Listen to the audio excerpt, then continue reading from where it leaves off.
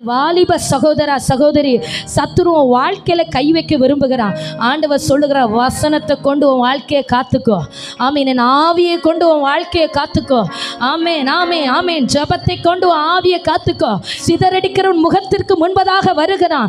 சத்துருவனை சிதறடிக்கணும், சத்துருவனை சிதறடிக்கணும்.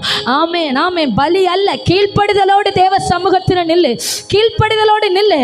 உன்னுடைய பலத்தினால உன்னுடைய ஞானத்தினால அல்ல, நான் உன்னோடு இருந்து உன்னை காத்து உன்னை தொடுகிறபடியினாலே நீ பரிசுத்தமாக்கப்படுகிறாய் என்று கர்த்தர் சொல்லுகிறார். பிள்ளைகளை குறித்து கலங்காத, வழிய காவல் பண்ணு, ஆவியினால அரணை காத்துக்கொள்.